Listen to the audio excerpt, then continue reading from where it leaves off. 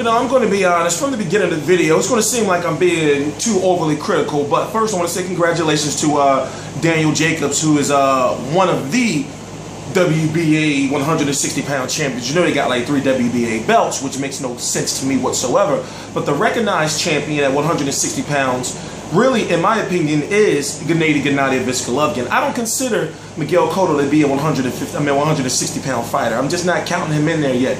So, if you don't know, Daniel Jacobs defeated a fighter, Australian fighter, a very good fighter with a good amateur background who just was out of his league. And it's crazy to say, the fighter's name is Jarrod left jab Fletcher, who is now 18-2 with 10 knockouts. Only losses to Billy Joe Saunders, who is considered to be a very light puncher on the UK domestic scene, and that was stopped in the second round. In this fight, he was put down by a hook in the first round. So you got Jarrod Fletcher, whose name, his alias is called left jab. You would think that he would build his offense around the jab, but there was many times where I'm asking myself, why is he sitting there in the pocket too long with Dan Jacobs, and he can get knocked out. One thing that concerned me the most about the whole fight is Dan Jacobs looks like that the fight goes past the 5th round, and you know, if you can move around enough to avoid those flurries when he gets close, you know, you have a good chance of beating him, because for some reason his stamina just looks a little suspect. Remember, he hasn't been to the distance in quite some time. So, if you don't know, he was on his deathbed, he beat cancer, and for him to be a cancer survivor, to come back and actually win a boxing championship, that's big news within itself. But you got to ask yourself, where does Dan Jacobs go from here? Now, he called out Peter Quillin. Him and Peter Quillin are friends. They're both fighting for Showtime. We should know, if you know boxing, that's a fight that can happen more.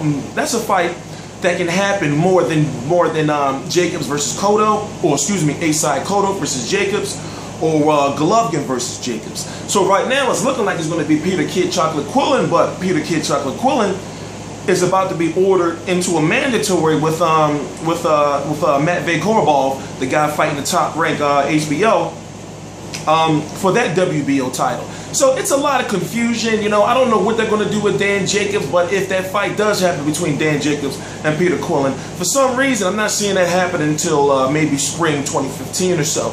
But to look at some good of the fight, Dan Jacobs' power is there. He can hurt you, but the activity, you know, when it came to the 4th round, you know, when it came to the 3rd and 4th round, he seemed to slow down tremendously after the 1st round knockdown.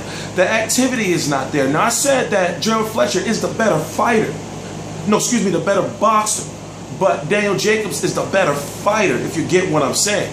So Fletcher, he didn't use his best skills, which one, I mean, his name is left jab. He wasn't jabbing, but then you have Dan Jacobs, who was being a pressure fighter, but not throwing really a lot of punches. So you have to look at that and say, well, how's that going to add up when I match him up against a Peter Quillin? You know, I got Peter Quillin honestly beating Dan Jacobs, because if Peter Quillin can get past the first early rounds, and Peter Quillin hits hard, you know, he can deter all that stuff Dan Jacobs is throwing at him. And also, Dan Jacobs has been knocked out before.